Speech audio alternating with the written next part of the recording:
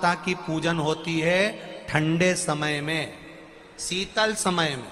शीतला माता ने ये नहीं किया कि रोटी बना के उठो और थाली लेके लाइन में लग जाओ। तुम देखना शीतला माता की पूजन करने लोग जाते ना शीतला सप्तमी शीतला अष्टमी पे, बस 11 बजे तक तो रोटी बनाती रहेगी, सामान बनाती रहेगी। 1-1.5 घंटा में ठंडा हुआ, 12:30 बजे उठ के सीधे लाइन में लग जाएगी, जल्दी से पूजन करके सो जाऊंगी, काम खत्म। शीतला माता ने भी सोच लिया बस तूने मुझे बेवकूफ बनाया, अब रुक जा तू। 11 बजे तक भोजन बनाया, 10 बजे तक भोजन बनाया, 1 बजे रात को लाइन में लग गई पूजन करने के लिए। 1 बजे रात को न जाने किसने फैला दी कि 1 बजे रात को लग जाओ लाइन में, सुबह तक पूजन करके अपने घर आ जाओ, फिर आराम से आके सो जाओ। अब इतनी जल्दी क्या है भगवान के पूजन की? माँ की पूजन करने जा रहे हो, माता से लाड़ लड़ाने जा रहे हो, अपनी माता से अपने दिल की बात कहने के लिए जा रहे हो, अपने स्नेह की बात कहने के लिए जा रहे हो, तो धीरे धीरे प्रेमवश आनंद से माता की आराधना शीतल समय में, ठंडे समय में। ठंडे समय का मतलब है भीतर से ठंडे होकर, अपने भीतर से ठंडे होकर। अब अपने भीतर तो ठंडा ही है ही नहीं ना, जल्दी जल्दी चलो। और आधी बहुत पतली खुशी है और चलो कुछ गई। और ये कितना बड़ा कपड़ा थाली पे ढाक ढुका के लाइन में खड़ी है शीतला माता। शीतला माता या हाथ में लोटा या हाथ में थाली, और इतनी देर में पड़ोसन निकल के बाजू में से जा रही थी और लोटा थोड़ा सा ढुल गया। अब यहां शीतला माता की पूजन करने आई और ये हो गई चंद्र घंटा। लोटा जरा सा ही पानी का झलका, देख के नहीं चल सकती। ठंडा भोजन हाथ में, लोटा ठंडा पानी का, और अंदर अग्नि। शीतला माता भी कह रही इसको अजान दो पहले, इसको। क्या मतलब? भीतर से शीतल हुई है, भीतर से ठंडे हुई है चित्त, वृत्ति, मन। जब भीतर से शीतल होगा, ठंडा होगा, तो मेरी शीतला माता, तुमने पूजन करा ना करा, मेरी शीतला माता प्रसन्न हो जाएगी। बस भीतर से शीतल होइए, ठंडे होइए भीतर से। दया। मां पार्वती जी बैठी है शिलाखंड पर, बच्चे के रोने की आवाज आ रही है वापिस। पार्वती मैया बेलपत्री के पत्ती की माला बना रही हैं, मंदार के फूल लगा रही हैं, शमी के पत्ते लगा रही हैं। कल आपको कथा में कहा था किन किन चीज में सुई का प्रयोग नहीं होता। ये सुई इसीलिए हमारे सनातन धर्म में बेटी की विदाई में चलनी, झाड़ू, सुई और अचार। हमारे यहाँ बेटी की विदाई में पापड़ देते हैं, बड़ी देते हैं, जो चीज खराब ना हो। हमारे यहाँ बेटी की विदाई में पापड़ बना कर देते हैं, बड़ी भी बनाते हैं, मूंग की आदि आदि चीज। पर कुछ चीजें हमारे यहाँ बेटी की विदाई में नहीं जाती महाराज। एक सुई, दूसरी जम के बोलो जरा, झाड़ू, तीसरी चलनी, और चौथी अचार की बरनी। ये चीजें नहीं जाती।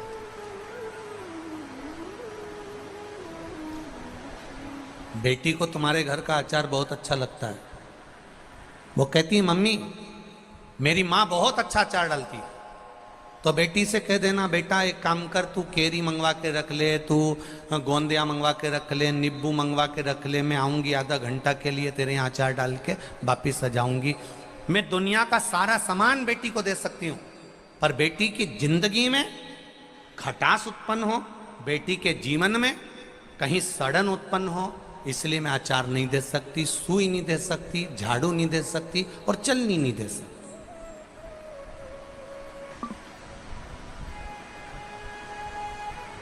ना जाने कौन कौन तुमको अकल दे देता है संक्रांति के टाइम पर।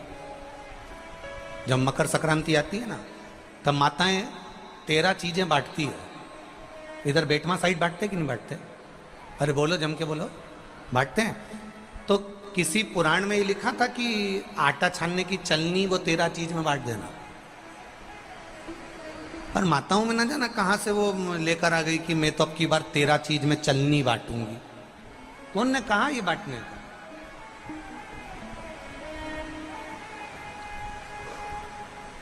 जो भगवान की सेवा में कार्य आए, जो भगवान के भजन में कार्यरत रहे, की सेवा में, राम की सेवा में, मेरे कृष्ण की सेवा में, मेरे शिव की सेवा में जो तल्लीनता से सेवा में कार्य आए, वो चीज बांटो तो चल जाइए। चलनी कौन ने बांटने की कही थी तुमसे कि चलनी बांट?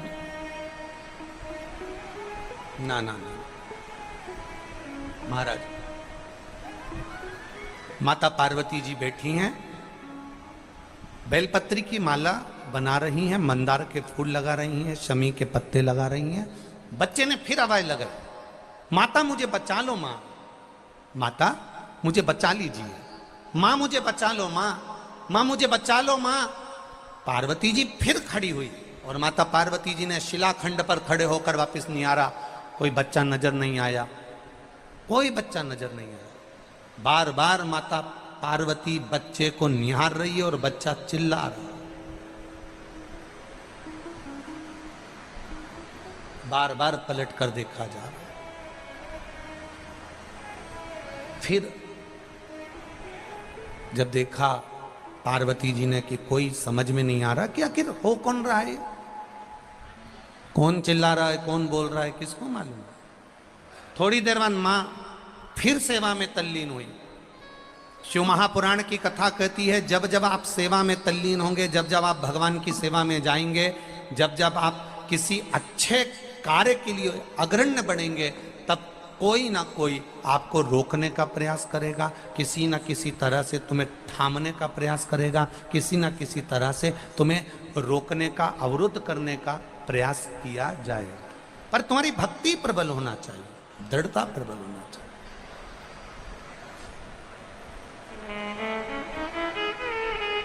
भक्ति की प्रबलता। मैंने तेरे ही भरोसे से बाबा, तेरे ही भरोसे हवा बिच उड़ती जावांगी, बाबा डोर छड़ी ना में कटी जावांगी, भोले मैं तेरी पतन, शंभु मैं तेरी पतन। शिव कथा कह रही है।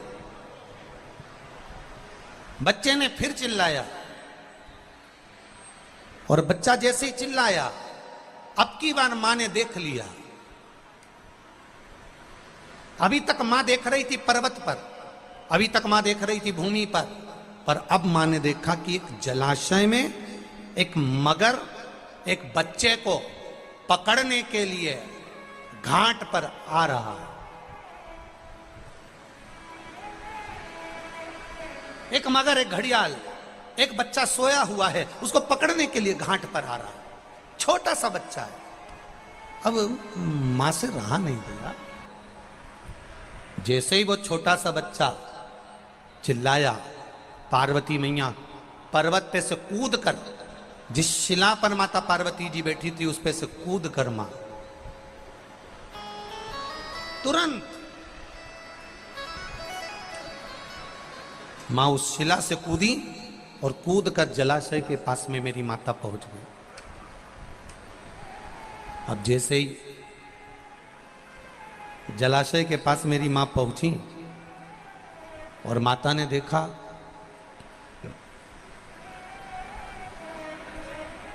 बच्चा चिल्ला रहा है, मां मुझे बचा लो, मां मुझे बचा लो, मां ये घड़ियाल, ये मगर, ये ग्रह मुझे खा जाएगा, आप बचा लो मुझको। मां जाकर घाट पर खड़ी हो गई और खड़ी होकर माता ने घड़ियाल को रोका, ए घड़ियाल, ए ग्रह रुक, ए ग्रह रुक जा, तू इस बच्चे को नहीं खा सकता। तो इस बच्चे को नहीं खा सकता। घड़ियाल मुस्कुराकर बोला, हंसकर बोला, पार्वती जी, इस सरोवर पर दिन के तीसरे पहर में जो भी मुझे मिलेगा वो मेरा भोजन होगा, ये मुझे वर प्राप्त है।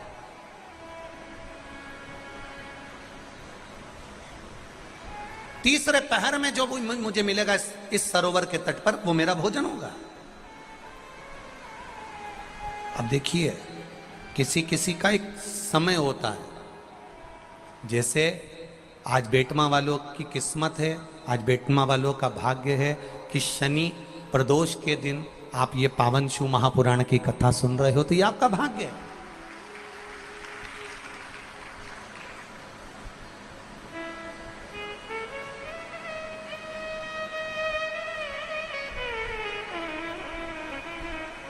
ये आपका भाग्य है, ये आपका सौभाग्य है। कुछ किस्मत में लिखा होता है, कुछ भाग्य में लिखा होता है।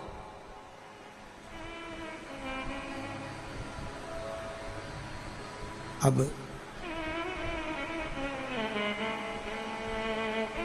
एक ग्रह, तुम इस बच्चे को नहीं खा सकते। ग्रह कह रहा है कि दिन के तीसरे पहर में जो भी मुझे भोजन मिलेगा मेरे घाट पर मुझे खाना है, क्योंकि ये मेरा आहार है, ये मेरा भोजन है, मैं इसको खाऊंगा।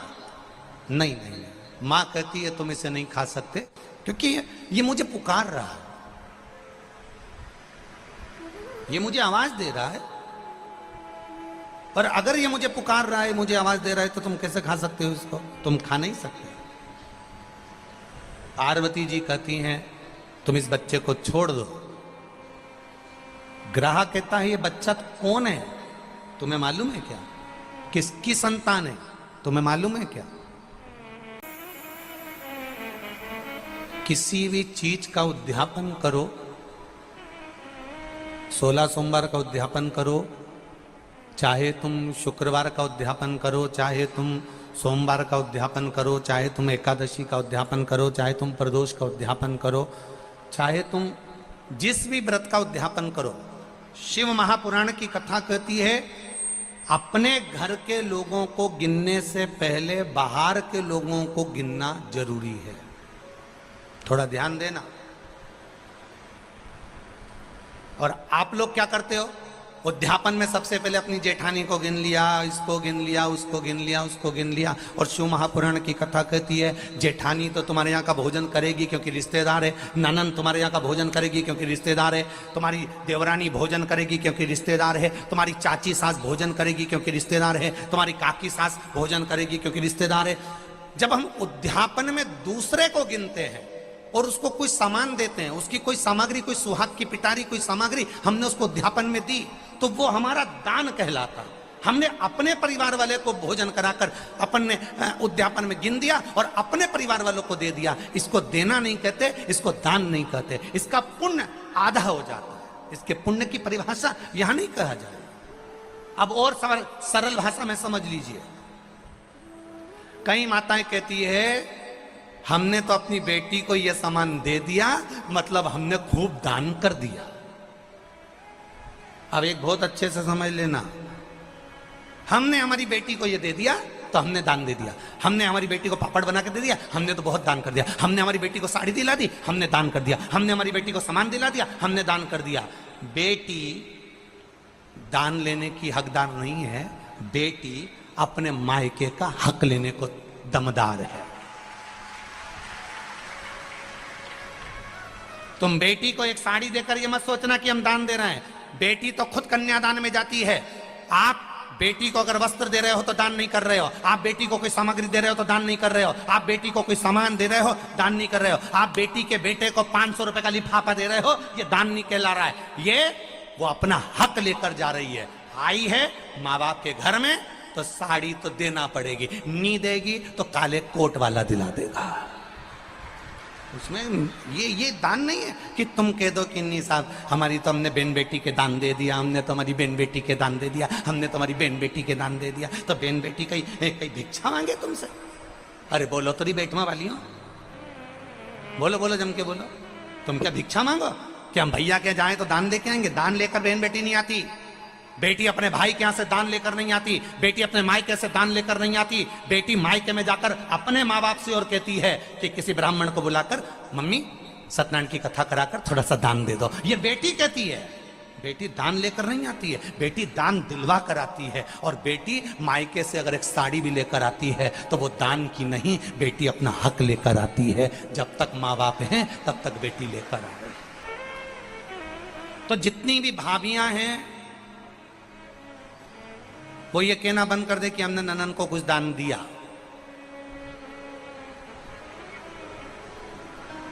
दान नहीं। हम जानते हैं तुम अगली बार हमें बेटवा नहीं बुलाओगे इस बात के लिए, भले मत बुलाओ। और जो रीत की बात है, यहाँ शिव महापुराण की कथा कह रही है, यहाँ शंकर जी का संवाद कह रहा है कि पार्वती जी कह रही हैं कि ग्रह कह रहा है पार्वती जी से, इससे तुम्हारी कोई रिश्तेदारी है? ये बच्चा कौन है तुम पहचानती हो? इसके माँ बाप को जानती हो? इसकी रिश्तेदारी पहचानती हो? इस बच्चे को क्यों बचाना चाहती हो? इस बच्चे को मुझे खाने क्यों नहीं देना चाहती? पार्वती जी कहती हैं अगर मेरी संतान होती तो मैं छोड़ देती, पर ये ना जाने कौन है, किसका पुत्र है, उसने मुझे पुकारा है, इसलिए मैं इसको बचाना चाहती हूं। बहुत ध्यान देना, अतिथि देव भव। अतिथि देव भव। ये इतने सारे लाखों लोग आए हैं बेटमा में, इनसे किसी की रिश्तेदारी है क्या? अरे बोलो जम के बोलो, नहीं है।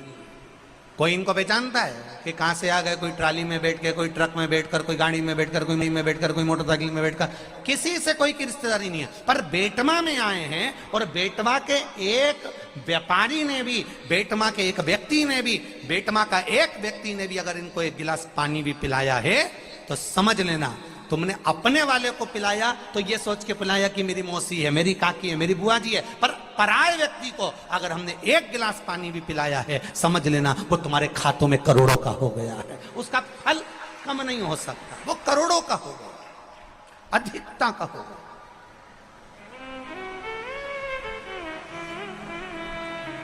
आज ये विशाल पटेल जी कथा करवा रहे हैं, विधायक जी कथा करवा रहे हैं। ये कथा चाहते तो छोटे रूप में करा देते कि मेरे घर का व्यक्ति सुन लेगा, परिवार का। ना ना ना ना, उन्होंने कथा करवाई संपूर्ण क्षेत्रवासियों के लिए कि पूरा देपालपुर क्षेत्र का एक एक बच्चा भले कथा में आए ना आए, आस्था चैनल पर सुने, चाहे फेसबुक पर सुने, चाहे पंडाल में बैठकर सुने।